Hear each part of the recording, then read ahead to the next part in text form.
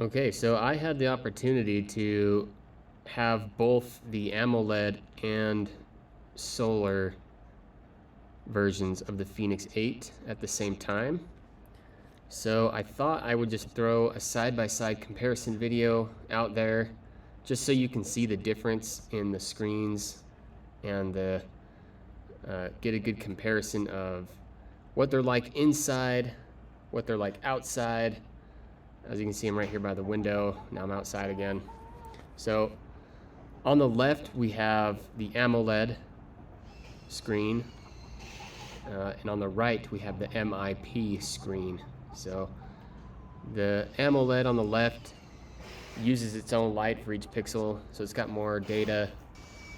It can have gradients. It can have brighter colors and more colors. Whereas the MIP memory in pixel display on the right, it's a little bit more old school tech, relies on ambient light. Of course, there's plenty of videos out there explaining the difference between the two, but I wanted to show you a comparison of what they're both like outdoors, indoors, and give you my thoughts on them. So here's kind of what it looks like third person on the wrist. On both of these, I have a screen protector on there, which reflects light a little bit more than they probably would. But since I ride motocross and deal with a lot of roost, I wanted to protect these screens from rock chips and screen shatters the best I could. Hence the tempered glass protector on the screen. So on the left and right, I tried to have the same watch face on there to give you a good idea of what they both look like in these lighting conditions. Right here, I'm just next to a window inside my house with some white drapes, some nice soft light. I'm kind of showing you different angles here. Things to note: the solar sapphire version, which is on the right, it has the titanium bezel and some other titanium components. Overall is lighter than the stainless steel AMOLED on the left. Even though the solar watch is slightly thicker, it is lighter on the wrist.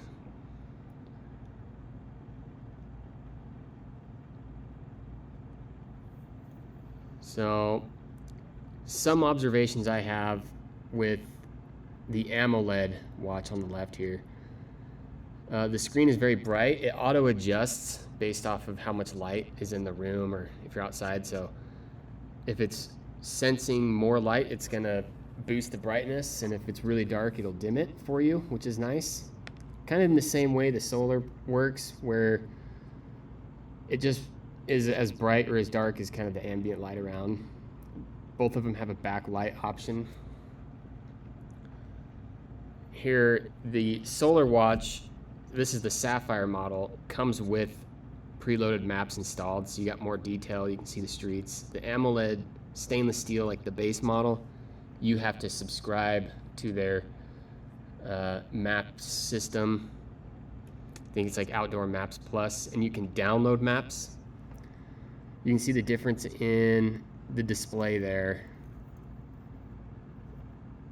Let's show you a couple different watch faces.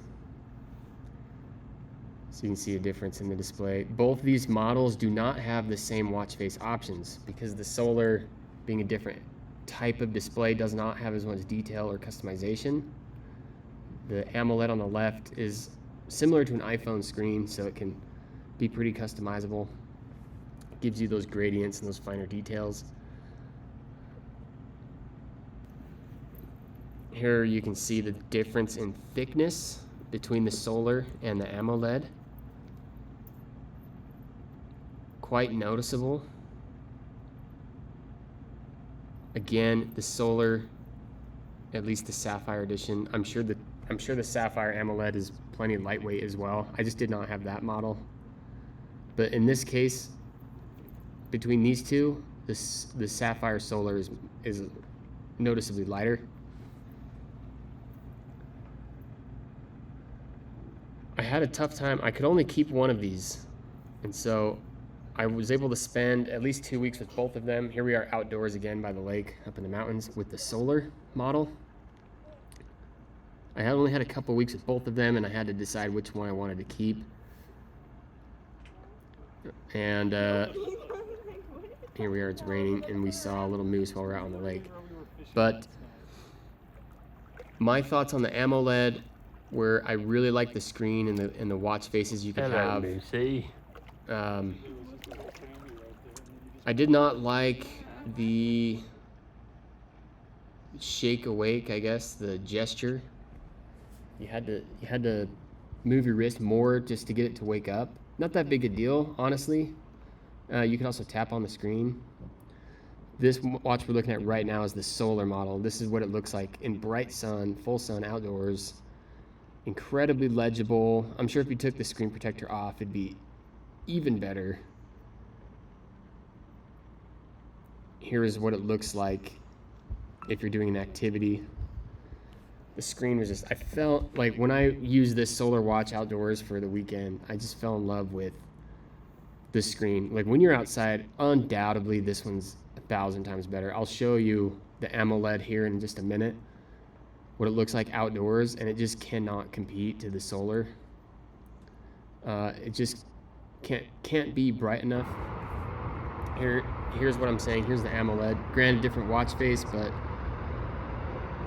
with once the screen shuts off, even right now the always on mode is enabled, but it's just too dark, too dim to be able to see it. I'm sure if you had a different watch face than this analog one, but my gripe was I just could not get it to be as bright. So ultimately I settled on the solar, mostly because of the titanium, the sapphire glass, and the longer battery life. I liked the display better when I was out doing activities and things like that. So ultimately I settled on the solar. I think it was the better option between these two. If you have any questions, of course, let me know below. I hope you enjoyed this comparison. Maybe it helps you decide which one you want.